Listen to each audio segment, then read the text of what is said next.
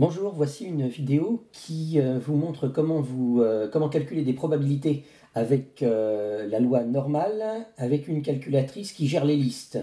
En fait, comment calculer plusieurs probabilités d'un seul coup. Alors on va le faire en se basant sur ce petit exemple où là nous étudions les notes obtenues par des candidats à une épreuve du concours d'entrée à une école de commerce, une épreuve qui est notée de 0 à 50 et où on a observé que les notes se répartissent suivant une loi normale, suivant une gaussienne, d'espérance 27 et d'écart type 12,5. Et on voudrait calculer la probabilité qu'un étudiant ait obtenu entre 0 et 10, et l'inscrire ici.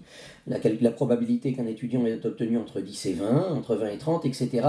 Alors, on peut le faire, on peut les calculer une par une, mais je voudrais vous montrer une méthode qui permet de les calculer toutes d'un coup pour peu que vous ayez une calculatrice qui gère cette méthode, qui gère les listes. Alors, je vais ouvrir ma calculatrice et je vais aller sur les listes. D'accord? Donc on sélectionne le menu statistique, là, le menu qui est ici, le numéro 2, entrée. Voilà. Et nous allons saisir dans chaque colonne, dans la liste 1, nous allons saisir tous les minima. Et dans la liste 2, nous allons saisir tous les maxima, c'est-à-dire toutes les valeurs inférieures, toutes les valeurs supérieures. Par exemple, pour la première rubrique, ce sont les étudiants qui ont obtenu entre 0 et 10. Nous avons donc un minimum de 0 que nous saisissons ici, et un maximum de 10 que nous saisissons là. Vous voyez, pour chaque intervalle, je saisis le minimum dans la liste 1 et le maximum dans la liste 2. Et je fais la même chose pour les autres intervalles. Le deuxième intervalle est entre 10 et 20. Donc minimum 10, et en regard, je mets maximum 20. Et je fais pareil pour les trois autres intervalles. C'est-à-dire que je vais directement mettre 20, 30, 40 ici. Et puis 30, 40, 50 en regard. Et là, vous voyez, quand je regarde la liste 1 et la liste 2, je vois minimum, maximum, comme indiqué sur mes intervalles ici. Entre 0 et 10, liste 1, de 0 à 10. Entre 10 et 20, de 10 à 20, entre 20 et 30, de 20 à 30, etc. Et je voudrais que la calculatrice m'écrive en liste 3 quelle est la probabilité. Je voudrais calculer toutes les 5 d'un coup, et que la calculatrice d'un coup me mette toutes les probabilités en liste 3 avec la loi normale. C'est-à-dire qu'en fait, on a, si je reprends un petit peu ce que je disais, l'énoncé que je leur ai écrit un petit peu en formule mathématique, nous avons x, la variable aléatoire qui compte les notes obtenues par un étudiant pris au hasard, qui suit une loi normale d'espérance 27 et d'écart type 12,5. Et nous voulons, par exemple, dans cette case-là, dans la première case, inscrire, on va y arriver. Voilà. Nous voulons dans cette case-là inscrire la probabilité que x soit entre 0 et 10.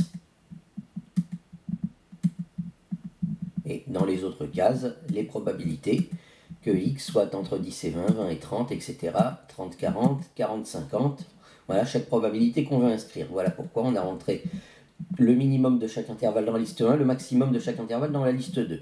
Maintenant, il faut demander à la calculatrice de calculer les probabilités suivant la loi normale et de lui spécifier évidemment ses paramètres. Donc on va sur dist, distribution, pour calculer des probabilités. On choisit norme pour la loi normale. Et on choisit toujours l'option NCD pour calculer des probabilités. Donc on appuie sur F2. Voilà.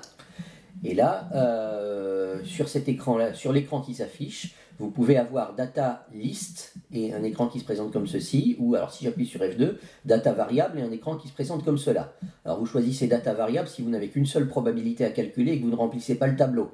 Nous, comme on a rempli le tableau, on va choisir data list. D'accord? Et là, la calculatrice vous demande dans quelle liste vous avez mis le minimum. Donc L c'est lower, c'est-à-dire minimum, et U c'est upper, c'est-à-dire maximum. Donc la liste des minimums, on l'a mis dans la liste 1. Chaque minimum a été rentré dans la liste 1, donc c'est bon. Chaque maximum a été rentré dans la liste 2, donc c'est bon. Maintenant, il faut que je spécifie en dessous les paramètres de ma loi. Alors, il faut ici mettre l'écart type. Sigma, c'est le symbole de l'écart type, la lettre grecque sigma. Donc, je mets ici 12,5. Et la moyenne, l'espérance, c'était 27. Donc, je change mon 25 en 27. Et Save As liste 3, ça veut dire qu'on affichera les résultats dans la liste 3, ce qui me paraît plus logique et plus clair, afficher dans la liste 3.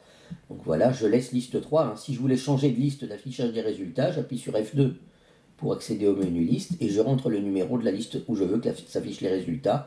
Donc là, je vais mettre 3. Voilà. Donc il ne reste plus qu'à exécuter. J'appuie sur Exé. Et voilà toutes les probabilités. D'accord. Et ici, on a les nombres d'écart avec la loi...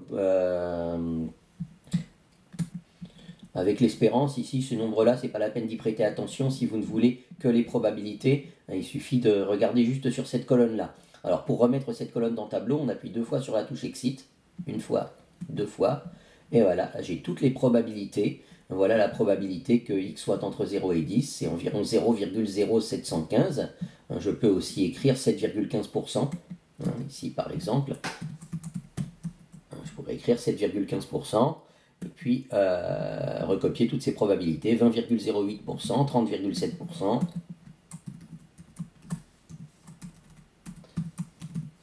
Voilà, 30,7%. Et les deux dernières, 25,59%. Et j'accède à la dernière, 11,62%. 25,59% et 11,62%. Et voilà les répartitions des probabilités que les notes des étudiants tombent dans chaque intervalle.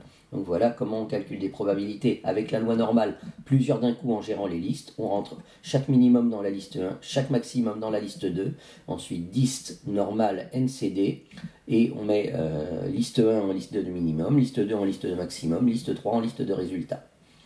Voilà.